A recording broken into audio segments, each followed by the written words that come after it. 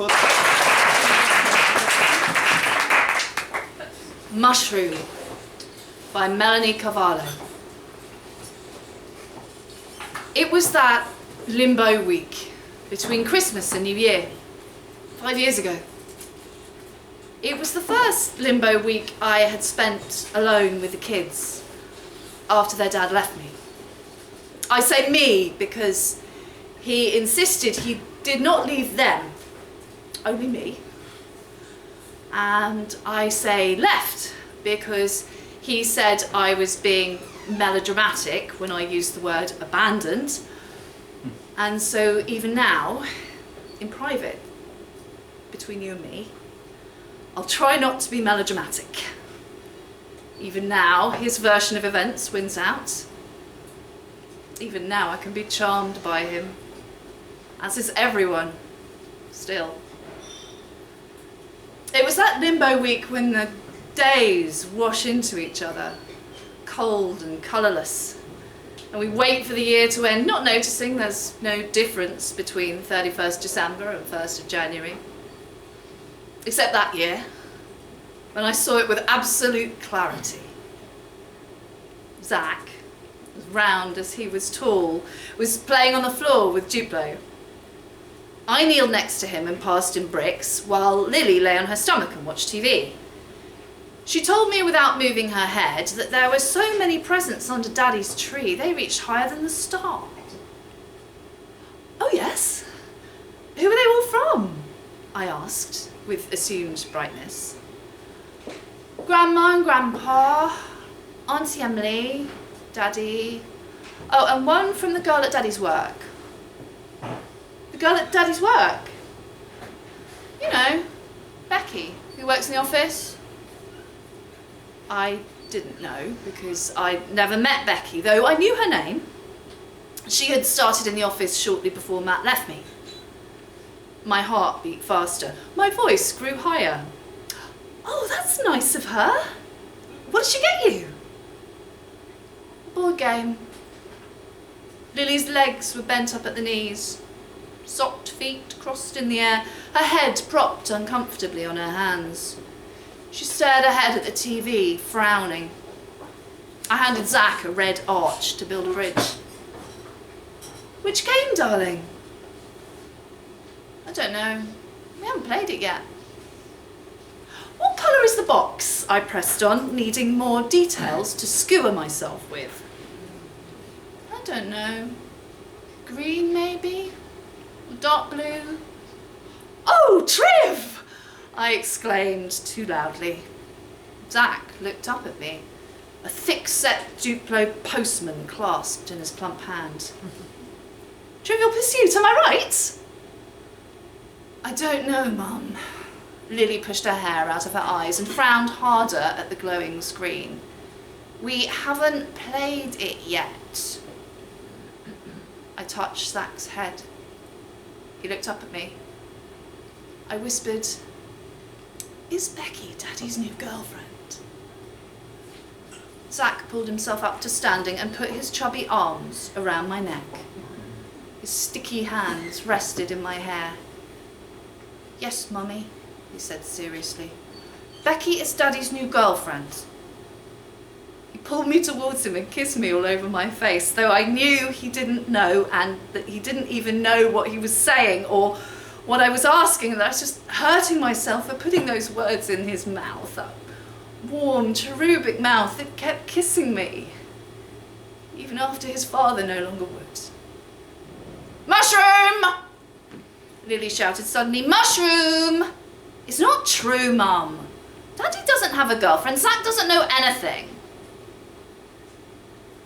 I knew that. Matt said there was nobody else, and I believed him. He was a good man. I knew he only left me because he had no choice. It was the bravest thing he'd ever done, he told me. After Matt left me, my dad told me he would have left me too. That I am too much. That is the narrative Matt spun, and that rests lightly over everything still. That he left because I am too much. He told me that 5 years ago, sitting in a darkened pub. He stayed for 15 minutes to tell me that my constant criticism had left barbs in his skin that would never come out. I was shaking. And yet, even in that moment when everything was lost, I looked at his strong white arms that lay on the table, shirt sleeves rolled up, and I swooned. I went to touch them and he flinched and moved his arms away. And my blood ran cold and I didn't dare to try and touch him again. I never touched him again. He got up and left then. And I stumbled outside and rolled myself a cigarette, still shaking, while a mum I knew from school looked at me through the pub window, then averted her eyes when I called them. He was a good man. Everyone agreed. I was lucky to meet him when I did, 38 and a last chance saloon. When I told my nan he was good at DIY, she lifted her stringy arms above her head and shook her fist and shouted, "That is what you want!" He bought me designer dresses, cooked roast lamb with potato gratin and apple crumble for pudding. He plastered our ceilings, installed toilets, built gazebos and dug vegetable gardens. He was too good to be true. He got up early with the children every morning, played with Lego, built marble runs, but he was always gone by 7 because he was a hard worker, a provider. Then he would hand me the children, wide awake, but I would be sleep-stuffed. Should have enjoyed these lie-ins, but instead I felt left out. So why didn't I get up, regardless of how tired I was from breastfeeding through the night? Because I didn't have to. Because he did.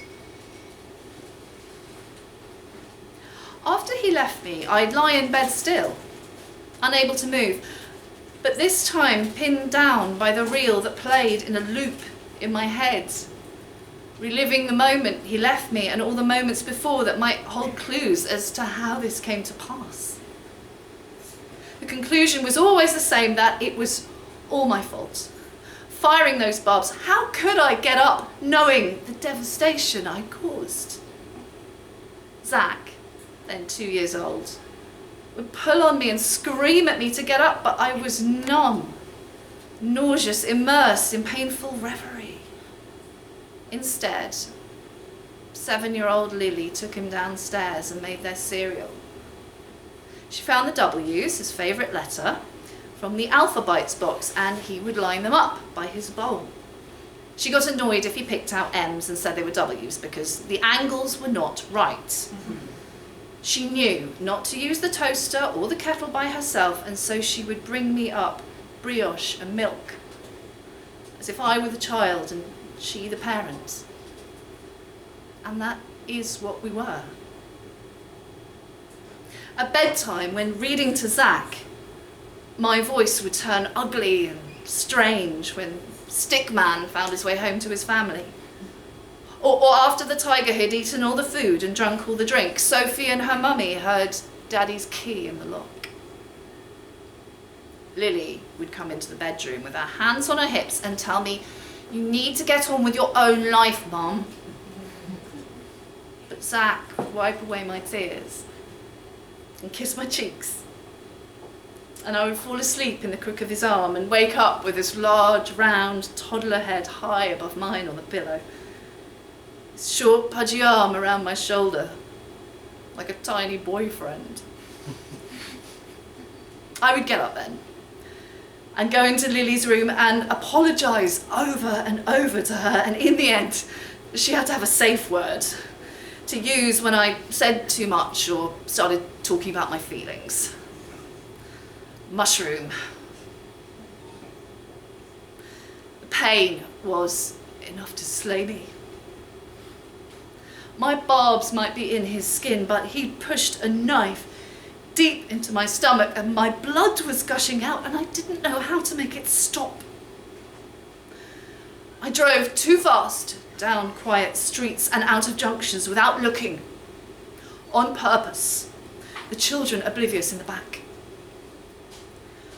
Walking along the pavement with Zach's small hand in mine, I resisted the urge to step out in front of traffic, but only because Lily was at school and I couldn't leave her behind. I piled up sleeping pills given to me by the GP to get me through, because I had to stay strong for the children and planned how I would crush them up and put them in their milk. And then we'd all get in bed and take them together, and that was the best way because I couldn't leave them, but I also couldn't do this for one more day.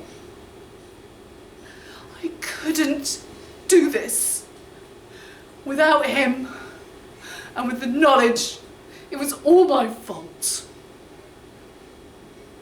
I was too much, even for me. I paid $50 to a stranger on the internet who guaranteed he could get my boyfriend back. Every morning I would wait to an email from Kevin in Minnesota with a daily task that, if followed assiduously, Matt would come back and everything would be all right. Thanks for purchasing the X Back Permanently program. According to the questions you answered, you have a 43% chance to get your ex-boyfriend back. My therapist, Pavita, insisted it was not my fault, despite my insistence to the contrary. She insisted week after week that I never stood a chance. That for years, without my knowledge, Matt was chalking up my misdemeanors, collecting evidence against me. The word chalk, and the way Pavita rolled it in her mouth as if the word itself was made of chalk, fascinated me. Her enunciation, clear and pronounced, turned the word chalk into chalk. She repeated it. Matt chalked up this evidence against you. I could see the words on the wall, written in white chalk. They left dust in my mouth. On holidays, he would take the children off so I could sunbathe. He did all the washing up. He bought a vintage Saab as a surprise, despite telling me we couldn't afford a new car. He went skiing with his friends after telling me we couldn't afford a holiday. He told me he was too busy to come to Lily's tonsillitis pre-op, and so I took her with Zach strapped to my chest, and when the three of us were shooed out of St. Thomas's because of the chicken pox appearing in real time on Zach's head, and I called his work to let him know, they told me he was busy clearing leaves off the roof, so couldn't come to the phone. He secretly bought drugs to take at his 40th birthday party, a week before Zach's due date.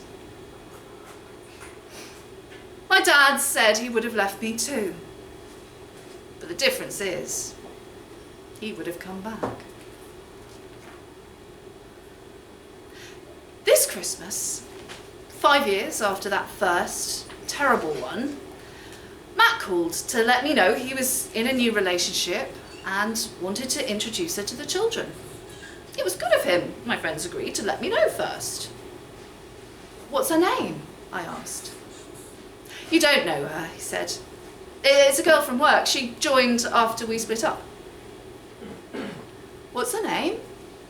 I repeated, although I knew it already. Lily is 13 now, still bold and brave. She's putting Zach to bed at this moment so I can write these words to you. She reads him stories and never cries at the end, but then He's 8 now, and the stories end with poo jokes instead of yearning for what we don't want anymore. Matt is in a WhatsApp group with my parents that he set up so he could share pictures of their grandchildren with them.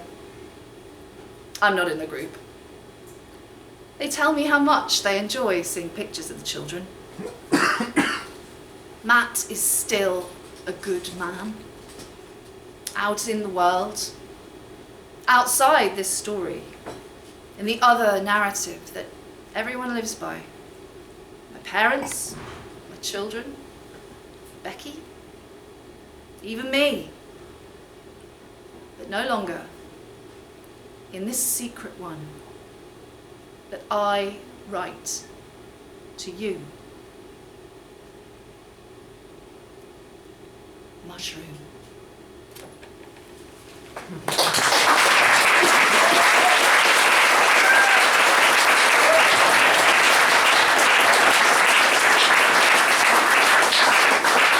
Thank you, Katy.